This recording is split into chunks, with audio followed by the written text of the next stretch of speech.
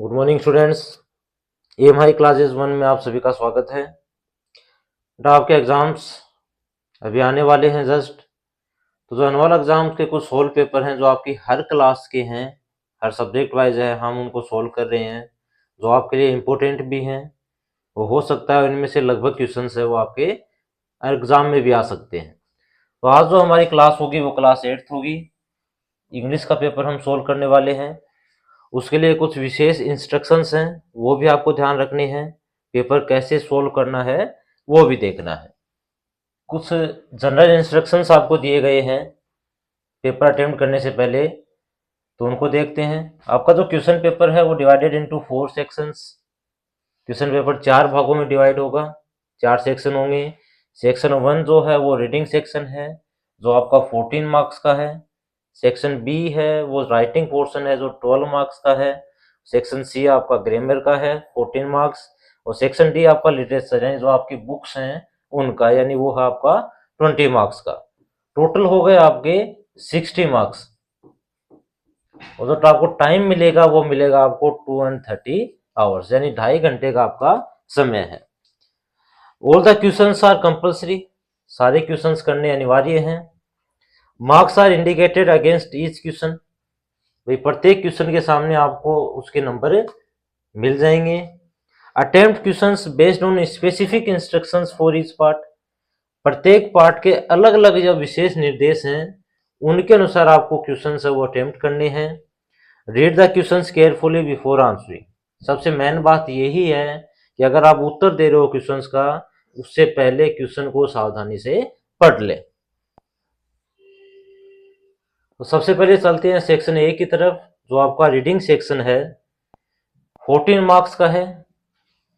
इसमें आपके 2 क्वेश्चंस आएंगे, प्रत्येक क्वेश्चन के अलग अलग सब पार्ट भी आएंगे। तो पहला जो क्वेश्चन है आपका वो आपका 7 मार्क्स का होगा।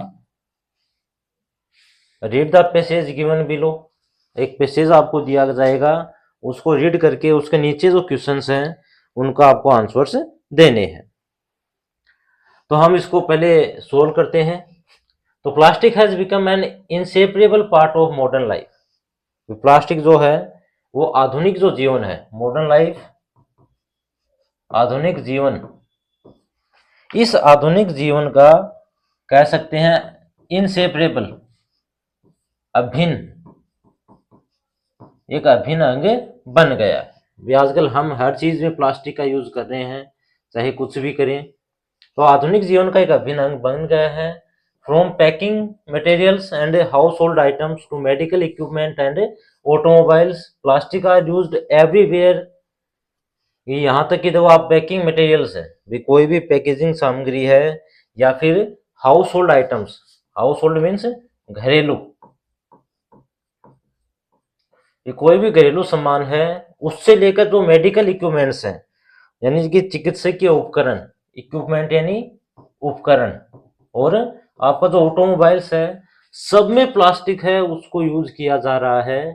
बिकॉज, क्योंकि they are lightweight, lightweight means हल्के, ड्यूरेबल मीन्स टिकाऊ, और इनएक्सपेंसिव यानी सस्ते टू प्रोड्यूस। उत्पादन में आपका जो प्लास्टिक है वो क्या होता है, हल्का होता है, टिकाऊ भी और सस्ता भी होता है, इसलिए हर जगह इसका यूज किया जाता है। हाउएवर, तथापि, the very qualities that make plastic so useful also make it a serious environmental threat, भाई ये जो विशेषताएं हैं जो क्या करते हैं, इसे पर्यावरण के लिए गंभीर समस्या भी बनाते हैं और इसको उपयोगी भी बनाते हैं। भाई पर्यावरण के लिए उपयोगी तो बनाते हैं क्योंकि हम इसका यूज ले रहे हैं, सस्ता है, टिकाऊ है और हल्का भी है, लेकिन उसी यूज के कारण ये क्या करते हैं, अपनी जो पर्यावरणीय के लिए क्या है, आप कह सकते हो समस्या बनता जा रहा है। Most plastics are non biodegradable, कि अधिकांश जो प्लास्टिक हैं वो जैव अपघटनीय नहीं होते, जैव अपघटनीय नहीं होते हैं। मीनिंग, जिसका अर्थ है they do not decompose naturally, कि वो प्राकृतिक रूप से विघटित नहीं होते हैं। ये प्लास्टिक जो है वो प्राकृतिक रूप से समाप्त या डिकम्पोज नहीं होता है। एज ए रिजल्ट, जिसके परिणाम स्वरूप plastic waste accumulates in landfills and oceans, कि जो आप कह सकते हैं कि जो प्लास्टिक है कचरा वो कहाँ जमा होता है, आपके जो लैंडफिल्स हैं और महासागर, ओशन यानी महासागर है, वहां जमा हो जाता है। पोल्यूटिंग सोयल एंड वाटर, जो मिट्टी और पानी है उसको प्रदूषित करता है। एंड इंडेंजरिंग वाइल्ड लाइफ, और जो आपका जो वाइल्ड लाइफ है जिसे हमें अब कुछ भी जो है वाइल्ड लाइफ, जैसे कि समुद्री जो जानवर हैं या फिर और जो जानवर हैं, उन सभी को क्या करते हैं, खतरा पैदा होता है। वन्य जीव जितने भी हैं आपके, उन सभी को खतरा करते हैं। Sea animals often mistake plastic debris for food, भी जो आपके समुद्री जानवर हैं वो क्या करते हैं, इन प्लास्टिक को मलबे के रूप में क्या करते हैं, डेब्रिज यानी मलबा, खा लेते हैं। Leading to serious harm and death, उनको गंभीर नुकसान और यहाँ तक कि उनकी मृत्यु भी हो जाती है। मोरओवर, इससे भी अधिक अगर हम बात करें, the burning of plastic release toxic gases, अगर आप प्लास्टिक को जलाते हैं तो कुछ जहरीली, टॉक्सिक यानी जहरीली जो गैसें हैं वो निकलती हैं, that contribute to air pollution and climate change, जो किसमें योगदान देती हैं, आपकी वायु प्रदूषण और जो पर्यावरण चेंज हो रहा हमारा, यानी जलवायु परिवर्तन और वायु प्रदूषण, दोनों में अपनी भागीदारी सुनिश्चित करती है। टू एड्रेस दिस इश्यू, भाई इस समस्या के समाधान के लिए many countries are promoting recycling, अधिकांश जो देश हैं वो पुनर्चक्रण है उसको बढ़ावा दे रहे हैं, रिसाइकलिंग को बढ़ावा दे रहे हैं। And encouraging the use of biodegradable alternatives such as cloth, paper and jute, और क्या किसको बढ़ावा दे रहे हैं कि जो जैव अपघटनीय है इसके विकल्प हैं, जैसे कि क्लॉथ, कपड़ा, कोई भी पेपर या जूट से संबंधित जो सामग्री है उसके उपयोग को बढ़ावा दे रहे हैं या प्रोत्साहित कर रहे हैं। इंडिविजुअल्स टू, अगर व्यक्तिगत रूप से हम देखें, can make a difference by reducing single use plastic, वो भी एक अंतर कर सकता है कि अपना जो सिंगल यूज प्लास्टिक है उसके प्रयोग में कमी करके, रीयूजिंग कंटेनर्स, और जो कंटेनर्स हैं उनका दोबारा या पुनः प्रयोग करके, and choosing eco friendly products, और जो अपने पर्यावरण अनुकूल जो भी उत्पाद हैं उनका चयन करके भी प्रत्येक व्यक्ति है वो अपना योगदान दे सकता है। While plastic continues to serve many human needs, वैसे तो प्लास्टिक है आज की मानवीय आवश्यकताएं वो पूरी करता है, it is essential to use it responsibly, लेकिन इसका जिम्मेदारी पूर्वक उपयोग करना आवश्यक है। A conscious shift towards sustainable practices can ensure that the convenience of plastic does means the most of our planet's health, कि जो टिकाऊ प्रथाओं की ओर सचेत बदलाव है वो ये भी सुनिश्चित करता है कि प्लास्टिक की जो सुविधा है हमारे ग्रह के स्वास्थ्य की कीमत पर ना मिले। ये हमारी जो प्लेनेट है, पृथ्वी का स्वास्थ्य है, वो अगर बिगड़ जाएगा तो उसके आधार पर हम क्या नहीं कर सकते, प्लास्टिक जो है उसकी सुविधा को नहीं ले सकते। तो इसी पैसेज के अकॉर्डिंग हमें कुछ क्वेश्चंस दिए गए हैं कि based on your understanding of the passage answer the questions given below. नीचे आपको कुछ क्वेश्चंस दिए गए हैं, उनके आपको आंसर्स देने हैं जो अभी आपने पैसेज रीड किया था उसके आधार पे। तो क्वेश्चन नंबर फर्स्ट है आपका 1 नंबर का होगा कि plastics are widely used because they are, ये हम प्लास्टिक का यूज करते हैं, व्यापक रूप से उपयोग करते हैं, उसका रीजन क्या है। तो वहां आया था कि ये लाइट वेट होते हैं, ड्यूरेबल होते हैं और इनएक्सपेंसिव होते हैं, यानी हल्के, लाइट वेट मीन्स हल्के, ड्यूरेबल आपके टिकाऊ, और इनएक्सपेंसिव सस्ते होते हैं, जिसके कारण हम इनका व्यापक रूप से उपयोग करते हैं। तो बी ऑप्शन आपका करेक्ट होगा। सेकंड है the major environmental problem with plastics is that, plastic जो है उससे पर्यावरण को होने वाली सबसे बड़ी समस्या क्या है, क्योंकि they are non biodegradable and cause pollution, वे जैव अपघटनीय नहीं होते हैं और पोल्यूशन करते हैं। तो सी ऑप्शन है वो आपका करेक्ट होगा। ये जो क्वेश्चंस होंगे ये आपके अभी तक 1 नंबर के हैं। क्वेश्चन नंबर 3 है, what happens when sea animals consume plastic waste. जब कोई भी समुद्री जीव है, वन्य जीव है, जो भी है, वो जो प्लास्टिक है उसको कंज्यूम करते हैं, खाते हैं, तो क्या होता है, तो इट ऑफन हार्म्स और किल्स देम, ये उनको मुख्यतः हानि पहुंचाता है प्राय, और उनको लगभग मार भी देता है। तो बी ऑप्शन आपका करेक्ट होगा। 4 नंबर क्वेश्चन है, according to the passage which of the following is an eco friendly alternative to plastic. नीचे आपको 4 ऑप्शन दिए गए हैं, उनमें से कौन सा ऑप्शन जो है वो आपका अपने जो पर्यावरण अनुकूल एक विकल्प है, किसका, प्लास्टिक का। तो कौन सा आ जाएगा, क्लॉथ। बी ऑप्शन है वो आपका करेक्ट होगा। क्वेश्चन नंबर 5 है कि why is it important to use plastic responsibly, कि प्लास्टिक का जो उपयोग है वो उत्तरदायित्व के साथ करना है, वो महत्वपूर्ण क्यों है। क्वेश्चन नंबर 5 जो है वो आपका 2 मार्क्स का होगा, ये आपको ध्यान रखने। बाकी जो 5 क्वेश्चन है वो आपके 1 मार्क्स के हैं, केवल एक क्वेश्चन आएगा जो आपके 2 नंबर का होगा। तो it is important to use plastic responsibly, plastic का यूज है वो उत्तरदायित्व के साथ करना महत्वपूर्ण है।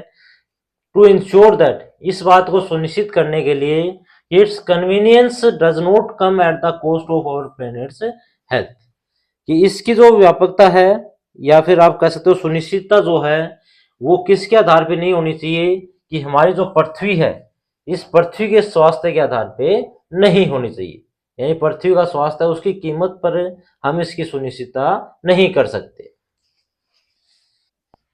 क्वेश्चन नंबर 6 है, state whether the following statement is true and false. नीचे एक कथन दिया गया है, वो सही है या गलत, उसके बारे में आपको बताना है। तो burning plastic is a safe and effective way to get rid of it, plastic को जलाना जो है वो एक इसका सुरक्षित और प्रभावी तरीका है ताकि हम इससे छुटकारा पा सकें। तो ये आपका फॉल्स हो जाएगा, क्योंकि जलाने से क्या होता है, कुछ टॉक्सिक गैसेज हैं वो रिलीज होती हैं जो हमारे पर्यावरण के लिए भी नुकसानदायक है और हमारे लिए भी क्या है, नुकसानदायक है। तो फर्स्ट जो पैरा है उसमें आपके 7 क्वेश्चंस हैं, जिसमें से केवल एक क्वेश्चन है जो आपका 2 नंबर का है, बाकी 5 जो क्वेश्चन है वो आपके 2 नंबर के। इन जो 6 क्वेश्चन आपके आए हैं उसमें से एक क्वेश्चन 2 नंबर का है, बाकी एक एक के, यानी टोटल हो गए 7 मार्क्स। इजी चैप्टर्स आपके आएंगे, हो सकता है। उसके बाद क्वेश्चन नंबर 2 भी आपका क्या है कि read the passage given below, नीचे आपको पैसेज दिया गया है उसको पढ़ना है, और जैसे आपने अभी आंसर्स दिए हैं उनके अकॉर्डिंग ही आपको आंसर्स देने हैं। सेकंड जो क्वेश्चन है आपका कि read the passage given below, नीचे एक पैसेज दिया गया है इसको रीड करना है, ये भी आपका 7 मार्क्स का आएगा। तो पहले हम पैसेज को रीड करते हैं, उसके बाद इसके जो क्वेश्चन है उनको सोल्व करेंगे। तो energy is the driving force behind modern life, energy means ऊर्जा, और ड्राइविंग फोर्स मीन्स प्रेरक शक्ति, कि जो आधुनिक जीवन है इसकी प्रेरक शक्ति क्या है, एनर्जी यानी ऊर्जा है। It powers our homes, schools, transport and industries, ये जो है ये हमारे घर, स्कूल, यातायात या जो भी उद्योग हैं उन सभी को शक्ति प्रदान करती है। हाउएवर, तथापि या हालांकि, much of this energy still comes from non renewable sources, कि इसमें से अधिकांश जो हमारी ऊर्जा है वो अभी भी कहां से आती है, जो गैर नवीकरणीय, नॉन जो रिन्यूएबल है, यानी कि जो कह सकते हैं आप गैर नवीकरणीय जो स्रोत हैं उन्हीं से आती है, जैसे कि कोल, आपका कोयला, तेल एंड नेचुरल गैस, इन्हीं से हम ऊर्जा अधिकांश प्राप्त करते हैं। These fuels release carbon dioxide when burn, कि जब इनको जलाया जाता है तो ये क्या छोड़ते हैं, कार्बन डाइऑक्साइड छोड़ते हैं। Contributing to air pollution and global warming. जो किस में योगदान देती है कि आप वायु प्रदूषण और जो ग्लोबल वार्मिंग है उसमें अपना योगदान देती है। According to the International Energy Agency, वह एक अंतर्राष्ट्रीय ऊर्जा एजेंसी है, उसके अनुसार about 65% of the world's electricity is still produced from fossil fuels. Fossil fuels means यही जो जीवाश्म ईंधन है, जो हमें अभी पड़ा है, तेल हो गया, कोयला हो गया या फिर नेचुरल गैस है, इन्हीं से हम पूरे संसार की लगभग 65% जो इलेक्ट्रिसिटी है, विद्युत है, वो हम क्या कर रहे हैं, उत्पादित कर रहे हैं। टू रेड्यूस इन्वायरमेंटल डैमेज, ये पर्यावरणीय नुकसान है उसको कम करने के लिए countries are shifting towards renewable energy, कि सभी जो देश हैं वो किस ओर मुड़ रहे हैं कि जो रीन्यूएबल एनर्जी आपकी है, नवीकरणीय ऊर्जा, उसकी ओर बदल रहे हैं, शिफ्ट हो रहे हैं।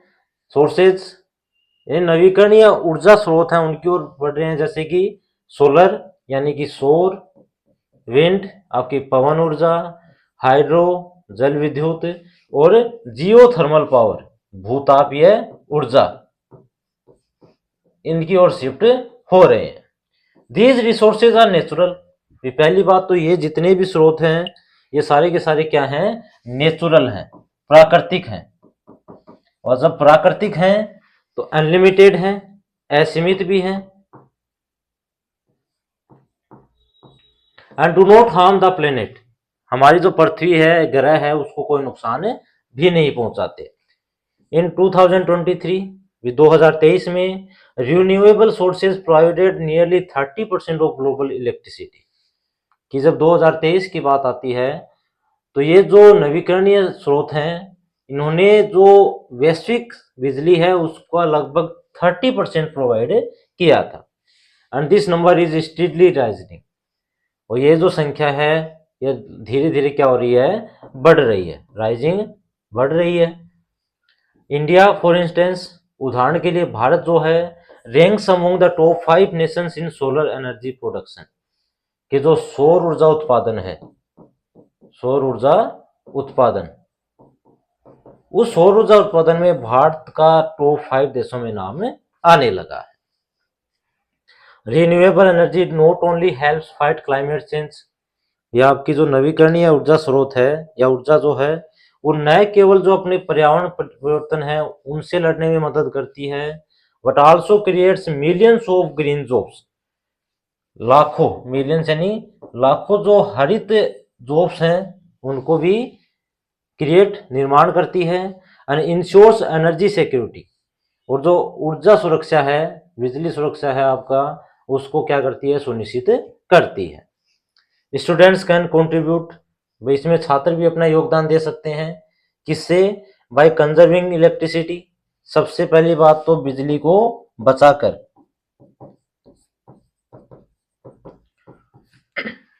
सपोर्टिंग क्लीन एनर्जी कैंपेन्स, और जो स्वच्छ ऊर्जा अभियान है उनको सपोर्ट करके, और स्प्रेडिंग अवेयरनेस, जागरूकता फैलाकर, यानी ये 3 काम करके छात्र हैं वो भी अपना योगदान इसमें दे सकते हैं। कौन कौन से 3 काम हैं, बिजली बचाकर, जो स्वच्छ ऊर्जा अभियान है उनको अपना समर्थन देकर, और इसके प्रति जागरूकता फैलाकर वो अपना योगदान दे सकते हैं।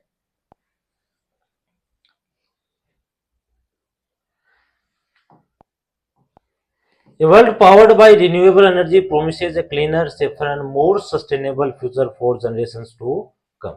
एक ऐसा संसार जो किससे पावर्ड है, नवीकरणीय जो ऊर्जा स्रोत हैं उनसे है, तो ये वादा करता है कि वो एक क्लीनर यानी स्वच्छ, सुरक्षित और स्थायी जो भविष्य है आने वाली पीढ़ियों के लिए, उसको सुनिश्चित करने का वादा करता है।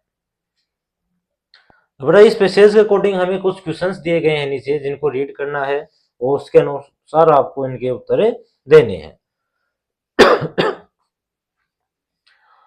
तो क्वेश्चन नंबर फर्स्ट आपका 1 नंबर का होगा कि what percentage of the world's electricity still comes from fossil fuels. कि अभी भी कितने परसेंट जो ऊर्जा है, वैश्विक ऊर्जा है, वो अभी भी जीवाश्म जो ईंधन है, फॉसिल फ्यूल्स हैं, इनसे प्राप्त होती है। तो 65% पैरा में आया था कि 65% वे अभी भी जो वैश्विक ऊर्जा है वो हमें जीवाश्म ईंधन से प्राप्त होती है। क्वेश्चन नंबर सेकंड है, विच of the following is not a renewable energy source. नीचे में से कौन सा जो है वो नवीकरणीय ऊर्जा स्रोत नहीं है? तो आपका क्या आ जाएगा? कोल, कोयला। बाकी तो सारे नवीकरणीय हैं, सोलर हो गया, विंड हो गया और हाइड्रो। नंबर थर्ड है, what is one major benefit of renewable energy. कि नवीकरणीय ऊर्जा के का सबसे बड़ा लाभ क्या है? तो it creates green jobs and reduce carbon emissions. ये क्या करता है? हरित रोजगार है उनको सर्जित करता है और कार्बन उत्सर्जन है उसमें कमी करता है। तीनों जो क्वेश्चंस आपके 1-1 नंबर के हैं। फोर्थ क्वेश्चन है,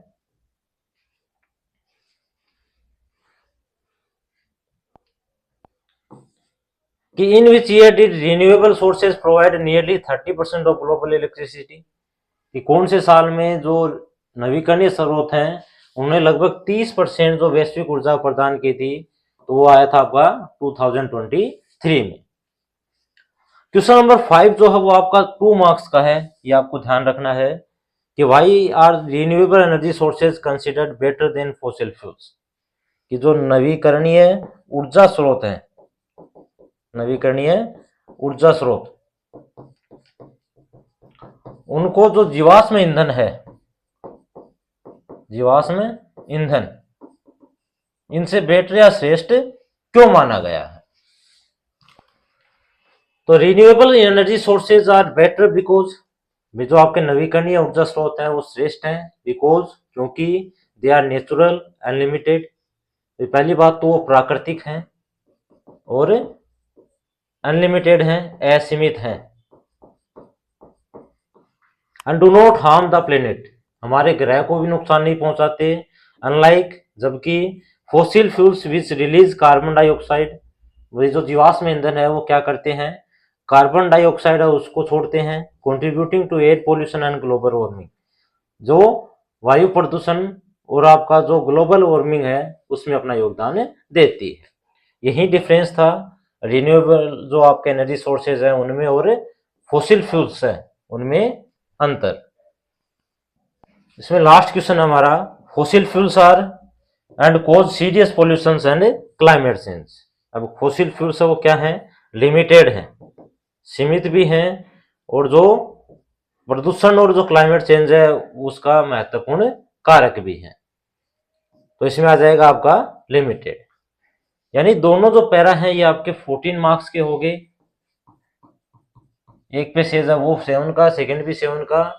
केवल एक ही क्वेश्चन है वो 2 मार्क्स के हैं, बाकी सारे 1 मार्क्स के हैं। इसके बाद आपका आता है सेक्शन बी, राइटिंग पोर्शन है जो आपके 12 मार्क्स का है। सेक्शन बी जो है वो आपके 12 मार्क्स का है। इसमें भी आपके 2 क्वेश्चन हैं जो 6-6 मार्क्स के होंगे। यहां आपको चॉइस भी मिलेगी, जो आपको इजी लगे वो आप कर सकते हो। तो क्वेश्चन नंबर 3 क्या होगा? Answer any one from A and B. यहां भी आपको 2 मिले हैं, ए और बी, दोनों में से जो आपको सही लगे वो आप कर सकते हो। तो पहला क्वेश्चन देखते हैं, using the following hints write a complete story in about 100 words और give it a suitable title. एक सही टाइटल देकर आपको एक स्टोरी राइटिंग करनी है जो आपकी 6 मार्क्स की है। कुछ हिंट भी आपको दिए गए हैं जैसे sunny afternoon, playing in the park, noticed a wallet under a bench, opened it, found cash and ID card, decided to find the owner, went to the nearby address, returned to the wallet, owner thanked and blessed, felt happy for doing the right thing। तो इस आधार पे आपको एक story लिखनी है। इसके अथवा में आपको दूसरी क्या मिलेगी? एक डायरी एंट्री मिलेगी जो आपको करनी है। दोनों में से स्टोरी राइटिंग और डायरी एंट्री में से आप कोई भी कर सकते हो। डायरी एंट्री क्या है? You recently went on a school trip to a science museum. हाल ही में आप कहाँ गए हो? एक साइंस म्यूजियम में गए हो स्कूल ट्रिप के लिए। एक डायरी एंट्री आपको लिखनी है लगभग 100 वर्ड्स में, describing your visit, the exhibits you saw, what you learn and how the experience inspired your interest in science. ये आपकी वहाँ यात्रा कैसी रही, आपने वहाँ क्या क्या देखा, आपने क्या सीखा, और आपका अनुभव है वो आपकी विज्ञान में जो रुचि है उसको किस प्रकार प्रेरित करता है, वो आप अपनी डायरी एंट्री में लिखोगे। दोनों में से आपको कोई सा भी एक करना है, दोनों से एक ही करना है जो आपको इजी लगता है। तो सबसे पहले हम फर्स्ट वाला आंसर को देख लेते हैं। जो आपको इजी लगे आप वो इसमें से कर सकते हैं। कि एक कंप्लीट स्टोरी हमें लिखनी थी, इसका जो टाइटल होगा वो क्या होगा? The honest boy. इस सबसे पहले क्या लिखेंगे? The honest boy. उसके बाद हम स्टोरी को पूरा करेंगे। तो ऑन वन सनी आफ्टरनून भी एक कह सकते हो कि दोपहर दोपहर को, a boy was playing in the park. एक लड़का जो है वो पार्क में खेल रहा था। When he noticed a wallet under a bench, कि जब उसने बेंच के नीचे एक वॉलेट है वो देखा। ही ओपन इट, उसने उस पर्स को खोला, and found cash and an ID card inside. उस पर्स में उसको क्या मिला? एक आईडी कार्ड मिला, अंदर कुछ पैसे भी थे। He decided to find the owner. अब उसने उस ओनर को ढूंढने का निश्चय किया।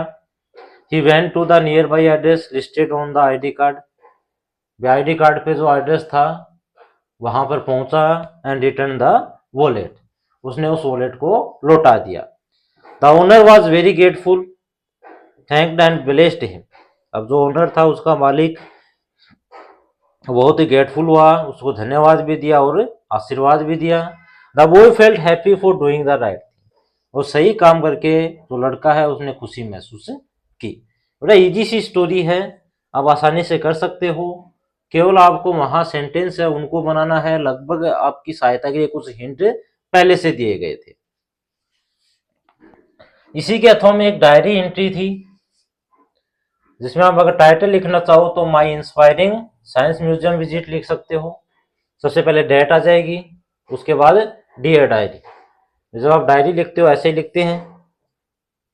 तो today I went on a school trip to a science museum. आज मैं एक स्कूल ट्रिप जो थी उस स्कूल ट्रिप में कहा गया? साइंस म्यूजियम में गया। It was an amazing experience. वास्तव में एक आश्चर्यजनक अनुभव था। We saw exhibits on space exploration, robotics and human biology. वहां पर हमने किसकी प्रदर्शनी देखी? जो स्पेस एक्सप्लोरेशन है उनकी, रोबोटिक्स की और मानव बायोलॉजी की।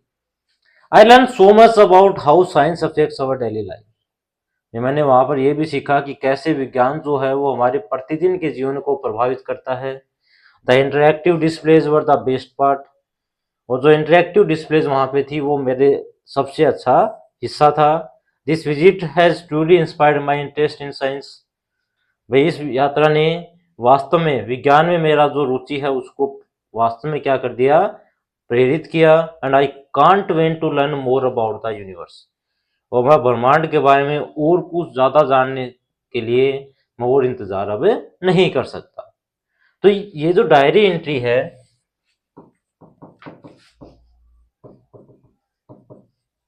और इसके बदले में आपको अथवा में क्या मिली थी? Story writing. दोनों में से एक आपको कोई सी भी एक करनी है, ये ध्यान रखना है।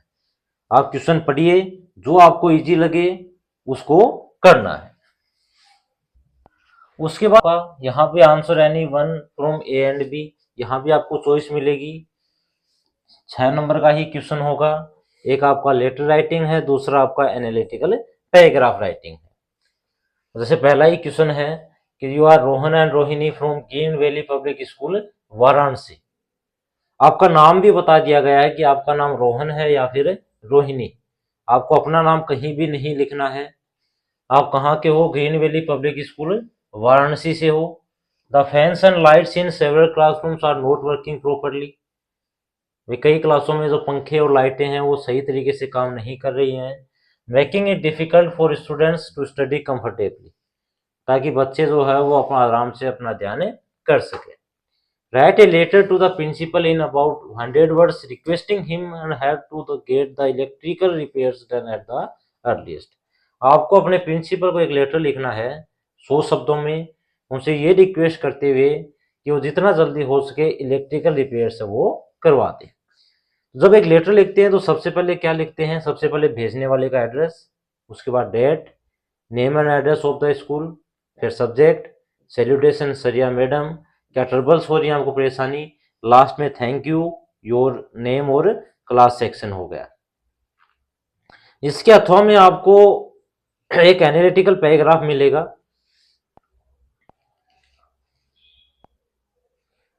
कि right an analytical paragraph in about 100 words on the topic causes of air pollution in cities। भी शहर में जो वायु प्रदूषण के कारण है, शहर में वायु प्रदूषण के कारण, उसके ऊपर एक एनालिटिकल पैराग्राफ आपको लिखना है। आपको कुछ डेटा दिया गया है ताकि आप एनालिसिस कर सकें। Highlight which factor contribute the most and suggest possible measures to control pollution. आपको ये हाईलाइट करना है कि किस कारण से पोल्यूशन ज़्यादा होता है और उसको वायु प्रदूषण को कंट्रोल करने के लिए कौन से सुझाव हमें ले सकते हैं। Conclude with your view points, उसके बाद अपने दृष्टिकोण से उसको निष्कर्ष भी निकालना है। अब कुछ आपको हिंट्स दिए गए हैं, जैसे 45% ड्यू टू व्हीकल इमिशंस के कारण होता है, 25% जो इंडस्ट्रियल वेस्ट और स्मोक के कारण है, 50% है वो कंस्ट्रक्शन डस्ट होती है, 10% है वो बर्निंग ऑफ गार्बेज, कचरे को जलाने से होता है, 5% है वो अदर सोर्सेज से होता है। यानी इन सब हिंट्स का यूज लेके ही आपको क्या लिखना है, एक एनालिटिकल पैराग्राफ लिखना है। ये दोनों में से जो आपको इजी लगे वो आप कर सकते हैं। हम यहाँ दोनों को सोल्व कर रहे हैं। तो लेटर लिखने के लिए सबसे पहले आपका स्कूल, इस वाराणसी को आप यहां लिख सकते हो, वाराणसी। उसके बाद आपको डेट लिखनी है, कोई भी डेट है वो, name of the school and address में जैसे the principal Green Valley Public School Varanasi. फिर आपका सब्जेक्ट हो गया request for electrical repairs in classrooms. उसके बाद हम सैल्यूटेशन लिखेंगे सरिया मैडम। अब यहां आप जो ऊपर लिख रहे हो जैसे ग्रीन वैली पब्लिक स्कूल और कहाँ की है, वाराणसी, तो इनको आप 2 लाइन में लिख सकते हैं, वो ज़्यादा ठीक रहेगा। उसके बाद सीधी आपकी एक लाइन छोड़ के आपको डेट लिखनी है, जैसे 4 फरवरी 2026 हो गया। फिर एक लाइन फिर छोड़ के आपको the principal Green Valley Public school,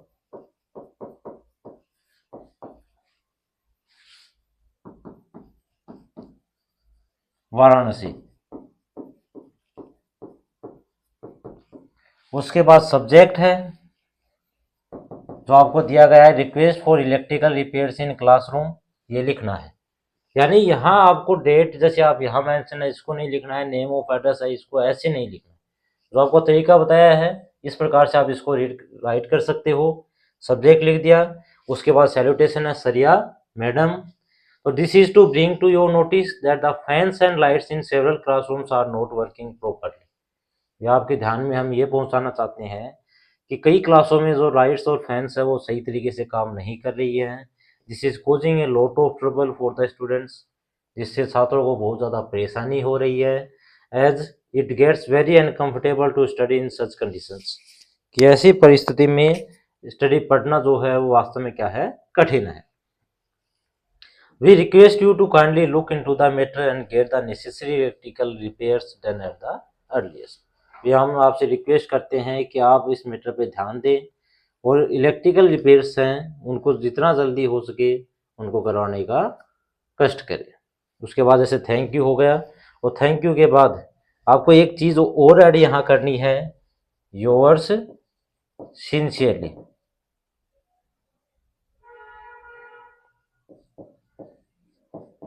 ठीक है, उसके बाद आपका नेम क्या था, रोहन, क्लास 6 ई है, डी है, जो भी आप इसमें लिख सकते हो। ठीक, ये आपका बेटा लेटर राइटिंग है। बात जो आपका अथवा में था, और में था एक एनालिटिकल पैराग्राफ, उसको लिखते हैं। तो vehicle emissions are the leading cause of air pollution in cities. ये व्हीकल एमिशंस है वो एयर पोल्यूशन जो है शहरों में उसका सबसे मुख्य कारण है। कंट्रीब्यूटिंग ए मेजर 45%, जो कितना योगदान देता है 45%। Industrial waste and smoke follows at 25। अब जो औद्योगिक वेस्ट और जो स्मोक है वो कितना परसेंट है 25%, with construction dust and burning of garbage adding 50% and 10% respectively. ये जो कंस्ट्रक्शन की डस्ट है या फिर कचरे को जलाने जो है वो कितना परसेंट ऐड करता है 15% और 10%। The most effective measures to control this include promoting public transport using electrical vehicles। अब सबसे प्रभावी जो उपाय है इसको कंट्रोल करने का, उसमें क्या क्या शामिल है। सबसे पहले तो पब्लिक ट्रांसपोर्ट है उसको प्रमोट करना है, इलेक्ट्रिक व्हीकल्स का यूज हो, enforcing strict industrial emission standards, ये जो औद्योगिक रूप जो एमिशंस हैं उनके प्रति कठिन जो नियम है उनको लागू करना, एंड इम्प्रूविंग वेस्ट मैनेजमेंट, जो कचरा प्रबंधन है उसमें सुधार करना। इसके कुछ महत्वपूर्ण उपाय हैं। तो इन माय ओपिनियन, मेरे दृष्टिकोण से a comprehensive strategy involving government, industry and citizens is vital for clean air से। तो सिटी एयर है उसको क्लीन रखने के लिए जितने यहाँ के नागरिक हैं, उद्योग है, सरकार है, सभी को शामिल होकर एक समग्र जो स्ट्रेटेजी है वो बनानी चाहिए। यही मेरी तरफ से एक ओपिनियन है। तो बेटा जो आपका एनालिटिकल पैराग्राफ जो है उसमें आपको विश्लेषण करना है, आपको जो गिवन डेटा है उसके अकॉर्डिंग उसमें आपको बता दिया है। आपको मोस्टली लिखना वही है जो सेंटेंस में कुछ शब्द अपनी तरफ से आपको ऐड करने हैं। उसके बाद आपका आता है सेक्शन सी। सेक्शन सी में आपको क्या है, ग्रामर सेक्शन है जो आपकी 14 मार्क्स की है, सबसे महत्वपूर्ण भी है, इजी भी है। अगर आप थोड़ा सा समझ के आंसर देते हो तो आप आसानी से इसको कर सकते हो। क्वेश्चन नंबर 5 जो है इसमें आपको 5 में से कोई भी 4 करने हैं। प्रत्येक क्वेश्चन एक एक नंबर का, यानी टोटल हो गया आपके 4 मार्क्स। 5 में आएंगे क्या, choose the correct conjunction to complete each sentence. प्रत्येक सेंटेंस को कंप्लीट करने के लिए आपको सही कंजक्शन का यूज करना है। क्वेश्चन नंबर 1 है कि I wanted to go out, मैं बाहर तो जाना चाहता हूं, इट स्टार्टेड रेनिंग, लेकिन बारिश शुरू हो गई है। अब यहां जब आप बात करोगे तो दोनों सेंटेंस में क्या है, कॉन्ट्रास्ट है। कॉन्ट्रास्ट यानी विरोधाभास।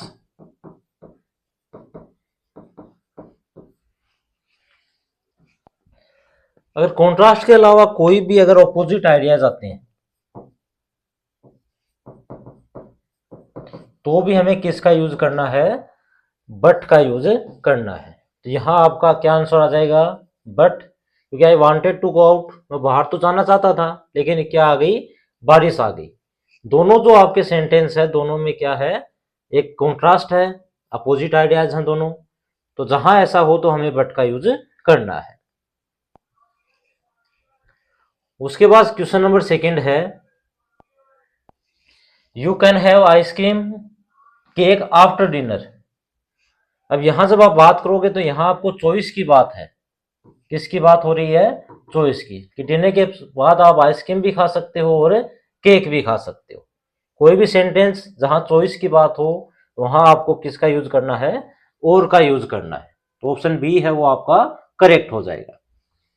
क्वेश्चन नंबर 3 है, he didn't come to school, he was ill. अब यहां अगर आप देखोगे तो वह स्कूल नहीं आ पाया था, क्यों, क्योंकि वो बीमार था। तो क्या यूज होगा, डी वाला ऑप्शन, कि कोई भी एक्शन है उस एक्शन का रीजन अगर दिया गया है, यानी कि कारण अगर दिया गया है, तो हमें किसका यूज करना है, बिकॉज का यूज करना है। Question number 4, he is young, he is very responsible.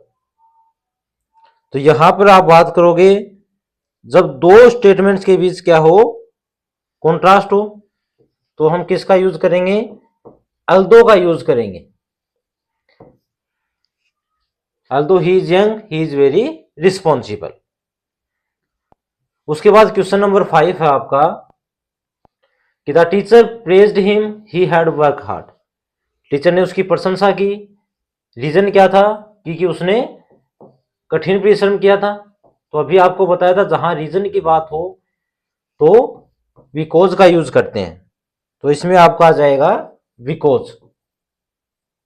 तो इन 5 में से आपको कोई भी 4 क्वेश्चन है वो अटेम्प्ट करने हैं। उसके बाद क्वेश्चन नंबर 6 है आपका कि each of the following statements has one error. तो नीचे आपको सेंटेंस दिया गया है, उसमें एक एरर है। उस एरर को आपको क्या करना है, आइडेंटिफाई करना है और सही जो है उसको लिखना है। 4 करने हैं आपको, प्रत्येक क्वेश्चन एक एक नंबर का है, यानी टोटल हो गए आपके 4 मार्क्स। तो फर्स्ट क्वेश्चन है she do not like eating mangoes. यहां एरर आप देखोगे तो क्या आ जाएगा, सी आपका सिंगुलर सब्जेक्ट है और सिंगुलर सब्जेक्ट के साथ सिंगुलर वर्ब यहां यूज लेंगे, तो डू का यूज ना होके किसका यूज होगा, डज का। तो एरर में आपका डू आ जाएगा और करेक्शन में आ जाएगा डज। नेक्स्ट है the boys was playing in the park. तो वो यहां भी सेम बात है, द बॉयज आपका प्लूरल सब्जेक्ट है और प्लूरल सब्जेक्ट है वो अपने साथ प्लूरल वर्ब लेगा, तो वो एरर में आ जाएगा, करेक्शन में होगा आपका वर। थर्ड है आई डिडंट सा him at the bus stop. तो इसमें एरर आप ढूंढोगे तो क्या मिलेगा, डिड जो है आपका पास्ट सिंपल टेंस है और पास्ट सिंपल में अगर डिड आता है साथ में तो वर्ब की क्या आएगी, फर्स्ट फॉर्म आएगी। तो सा एरर में और करेक्शन क्या हो जाएगा, सी आपको यहां पे लिखना है। क्वेश्चन नंबर 4 है सी इज नोइंग द आंसर। तो यहां अगर आपको एरर देखना है तो वैसे तो देखने में आपको सब कुछ सही लग रहा है, लेकिन ध्यान रखना है कि जो नो वर्ब है वो कंटिन्यूअस नहीं होती है, कंटिन्यूअस नहीं होगी। तो एरर में आपका इज नोइंग और करेक्शन में आ जाएगा नोज। सिंगुलर सब्जेक्ट है तो अपने साथ एस लेता है। क्वेश्चन नंबर 5 है कि they has been working here for 2 years। वही बेटा सिंगुलर सब्जेक्ट प्लूरल सब्जेक्ट वाला इश्यू है, यहां भी दे आपका प्लूरल सब्जेक्ट है तो वर्ब भी आपकी क्या होनी चाहिए, प्लूरल वाली, बहुवचन वाली।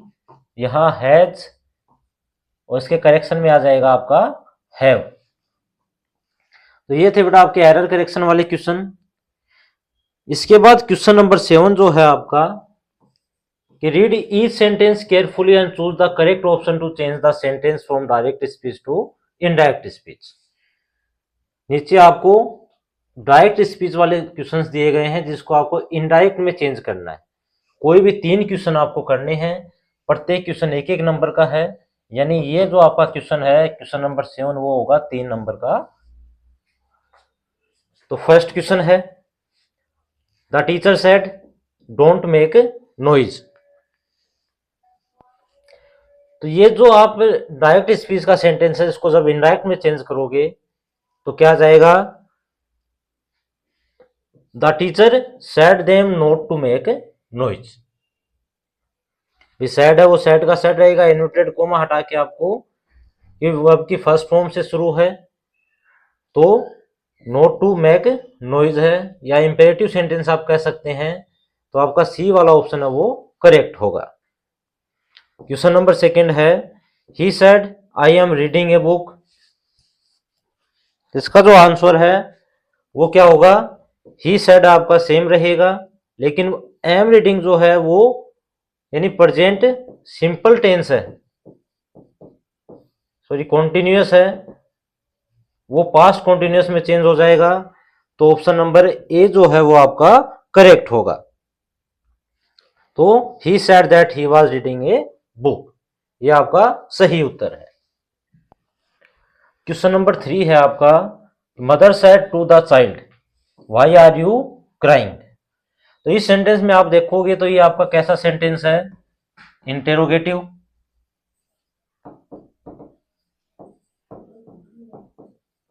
और इंटेरोगेटिव सेंटेंस है तो सैड टू जो है वो किस में कन्वर्ट होगा, आस्क्ड में कन्वर्ट होगा। लेकिन जब आप इसको पैसिव में कन्वर्ट करोगे तो जो इंटेरोगेटिव सेंटेंस है वो क्या बन जाएगा, आपको उसको अफर्मेटिव बनाना है, वापस का क्या नहीं रहेगा, इंटेरोगेटिव नहीं रहेगा। तो कौन सा आंसर आपका सही रहेगा कि mother said to the child क्या कन्वर्ट होगा, mother asked the child. Why वाला सेंटेंस है तो सेम वैसा का वैसा रहेगा, वाई का वाई रहेगा। यू है वो चाइल्ड के अकॉर्डिंग चेंज होगा, तो ही, आर है तो वोज, क्राइंग, तो ए वाला ऑप्शन है वो आपका करेक्ट होगा। क्वेश्चन नंबर 4 है, Rohan said I will help you. Rohan said I will help you, तो क्या आ जाएगा, रोहन सेड दैट, विल का वुड, बाकी सेम, ए वाला ऑप्शन आपका सही रहेगा कि Rohan said that he would help me, ये ऑप्शन आपका करेक्ट होगा। इन 4 में से बेटा आपको 3 करने हैं, प्रत्येक क्वेश्चन आपका 1-1 नंबर का रहेगा। उसके बाद क्वेश्चन नंबर 8 जो है आपका कि fill in the blanks with the correct modal verb from the table given below. आपको 4 में से कोई भी 3 करने हैं, प्रत्येक 1-1 नंबर का है। मॉडल फिल करने हैं, चारों ऑप्शन आपको दिए गए हैं और आपको सेंटेंस को पहचान करके आपको क्या करना है, मॉडल फिल करना है। फर्स्ट है, you finish your homework before playing. Compulsion की बात हो रही है और कंपल्जन की बात जहां होती है अनिवार्यता की, तो वहां हम किसका यूज करते हैं, मस्ट का यूज करते हैं। कंपल्जन में हम किसका यूज करेंगे, मस्ट का। सेकंड है, we help the poor and the needy. ये मोरल ड्यूटी की बात है, नैतिक कर्तव्य है कि हमें आवश्यक जो गरीब है उनकी मदद करनी चाहिए। मोरल ड्यूटी में हम किसका यूज करते हैं, शुड का यूज करते हैं। क्वेश्चन नंबर 3 है, I swim across the river easily. Capacity, capability, ability सब है, तो उसके लिए हम किसका यूज करते हैं, कैन का। तो I can swim across the river easily. Next एक ही बचा है बेटा, में परमिशन की बात हो रही है, क्या है, borrow your notebook for a day, तो मे का यूज करते हैं। तो इजीली आप अपने मॉडल्स का यूज यहां कर सकते हैं। उसके बाद सेक्शन नंबर डी जो है आपका लिटरेचर पोर्शन है, जो 20 मार्क्स का है, आपके बुक से आएगा, जिसमें 2 पैरा आएंगे, आपके पैसेज आएंगे, जिनको पढ़कर आपको नीचे क्वेश्चंस दिए गए उनका उत्तर देना है, और कुछ क्वेश्चन आंसर हैं जो आपकी बुक में थे उनके उत्तर देने हैं। तो सबसे पहले क्वेश्चन नंबर 9 जो है वो 4 मार्क्स का है, प्रत्येक क्वेश्चन आपका 1-1 नंबर का है, आपको 4 करने हैं 5 में से। तो read the given extract and answer the questions that follow. नीचे कुछ क्वेश्चंस दिए गए हैं, उनको पढ़कर आपको क्या करना है, क्वेश्चनों का उत्तर देना है। तो all these thoughts lead me to questions myself as to why people climb mountains. ये सारे जो विचार हैं या सभी जो विचार हैं मुझे यह सवाल पूछने पर मजबूर कर देते हैं कि लोग पहाड़ों पर चढ़ते क्यों हैं। It is not easy to answer the question. इस प्रश्न का उत्तर देना आसान नहीं है। The simplest answer would be, सबसे आसान जो जवाब है वो ये हो सकता है, एज अदर्स हैव सेड, जैसे बाकी लोग कहते हैं, बिकॉज इट इज देयर, क्योंकि यह वहां पर है, ये पहाड़ वहां पर है इसीलिए हम उसके ऊपर चढ़ते हैं। इट प्रेजेंट्स ग्रेट डिफिकल्टीज, इसमें बहुत सारी कठिनाई है, बहुत कठिन भी है।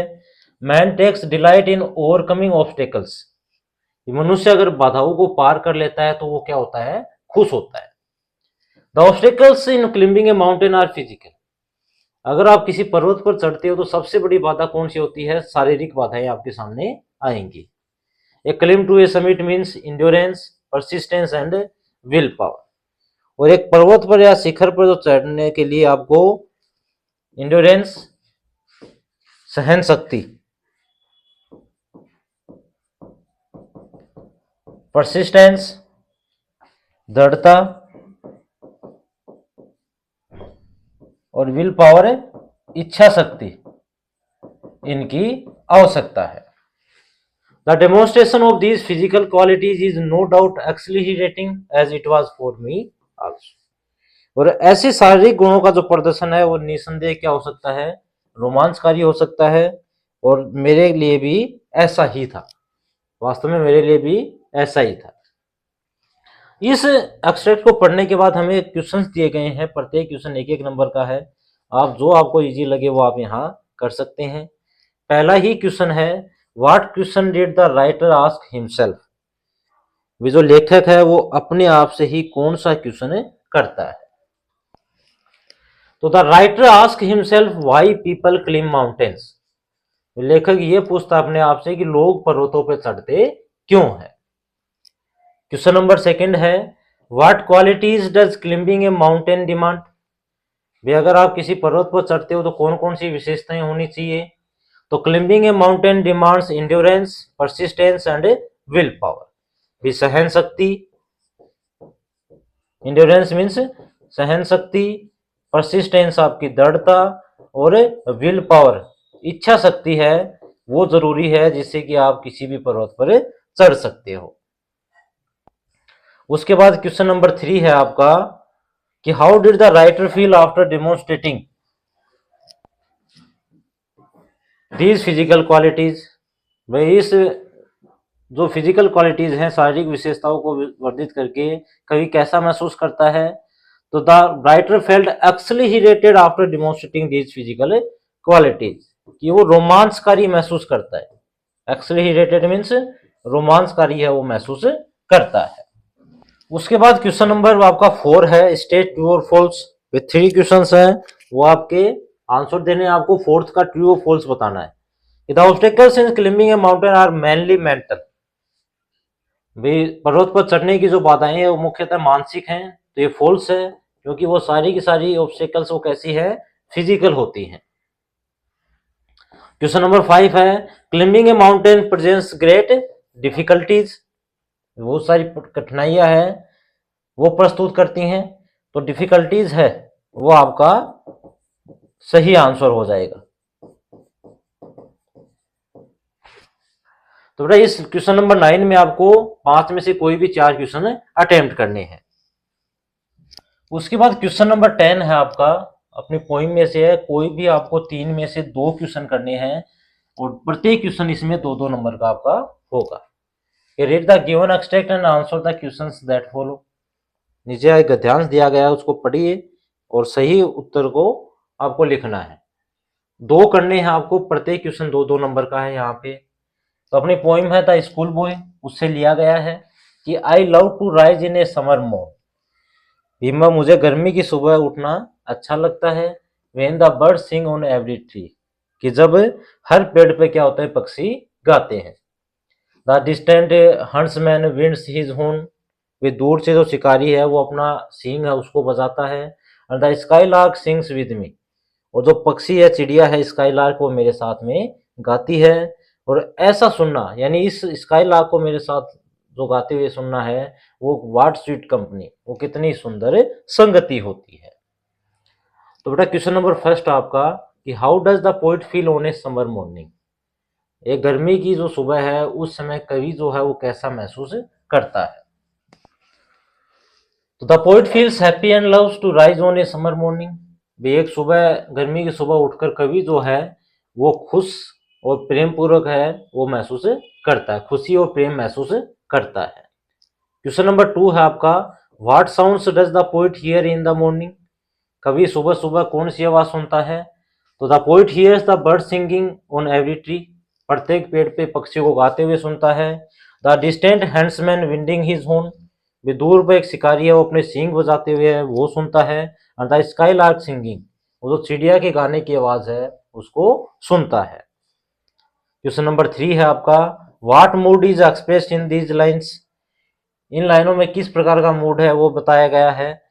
तो the mood express in one of joy, pleasantness and a sense of sweet company, एक अच्छी संगति, आनंददायक और खुशी का जो भाव है वो यहाँ पे बताया गया है।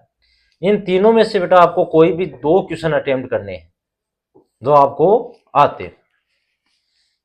उसके बाद लास्ट हमारा क्वेश्चन होगा क्वेश्चन नंबर 11 कि answer the following questions in about 30 to 40 words, यानी 4 आपको 4 क्वेश्चंस के आंसर देने हैं। प्रत्येक क्वेश्चन है वो 3-3 नंबर का होगा, यहाँ ध्यान रखना है। यानी ऊपर वाले 10 नंबर वाले क्वेश्चन में 2-2 मार्क्स के थे और यहाँ जो आपके क्वेश्चन है वो 3-3 नंबर के हैं। टोटल हो गए आपके 12 मार्क्स।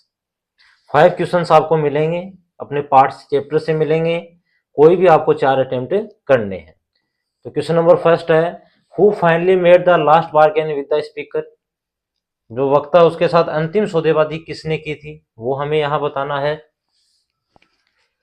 तो a child finally made the last bargain with the speaker, ये वास्तव में एक बच्चा ही था जिसने वक्ता के साथ अंतिम सौदा किया था।